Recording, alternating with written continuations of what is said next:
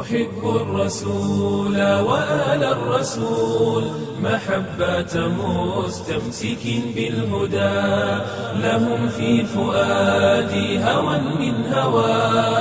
أبيهم أليس هو الذي يحيي ويميت فإذا قضى أمرا فإنما يقول له كن. يالله سبحانه وتعالى موي كي دوندال موي كي راي موي كيغا خامne su namme amal dara danan lolu na am mu dadi am niko borom bi subhanahu wa ta'ala waxe fa idha qada amran fa innama yaqulu lahu kun fayakun. kon li moy paspasu l'islam waye xolal sidi niñ ko aada wodi defé jelati nañ melokanu yàlla bi nga xamne modi ak amal jox ko alul bayt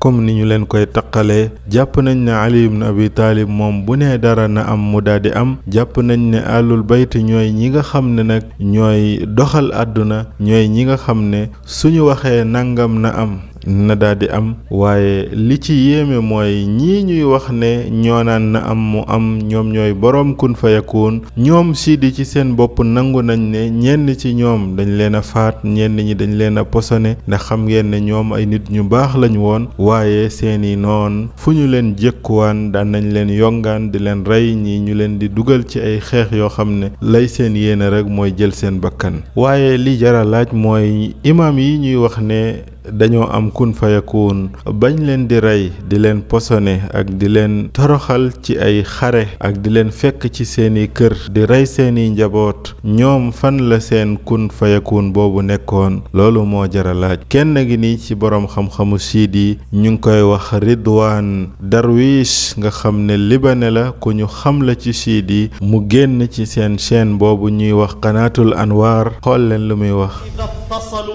فحبيبهم يقول للشيء كن فيكون وعلي يقول للشيء كن فيكون وعلي يقول للشيء كن فيكون. ما الفرق بين الله kon mbokk yi fii lan mooy différence lan moo wuutale diggante yàlla ak imaamu siidi su fekkee ne yàlla danaan kun fayakun seen imaam yi naan kun fayakun kon ana lan moo wuutale diggante yàlla ak ñoom niñ ko waxtaanee woon ci waxtaan wa jiitu gisoon ngeen ne ñoom dañoo am li ñuy wax wilaayatu takwiniya kenn ci ñoom génnati ne imaam yi dañoo am wilaayatu takwiniya su ne nangam na am mu daldi am تكوينية يقول للشيء كن فيكون ولاية تكوينية يقول للشيء كن فيكون زين إنما وليكم الله ورسوله والذين آمنوا الذين يقيمون الصلاة ويؤتون الزكاة وهم راكعون علي بن أبي طالب سلام الله عليه وآخر سيد كبير معروف عندهم اسمه سن بنن وايغي نونو ku tuddu Muhammad Rida Shirazi mom mo ngi nan bo duggé ci bàmmeelu al imam Rida ci Iran na nga yëg ne yaa ngi dugg ci barabu koo xam ne ci loxoom la lépp nekk bu bëggee dara danaan loolu na am rek loolu daal di am nee na looy sàkku rek sàkku ko fa ndeysaan lii day ëpp na بهذه النظرة يعني أنت دا تدخل على إمام بيده الكون وبيده كل شيء وإذا قال للشيء كن يكون وإذا قال للشيء كن يكون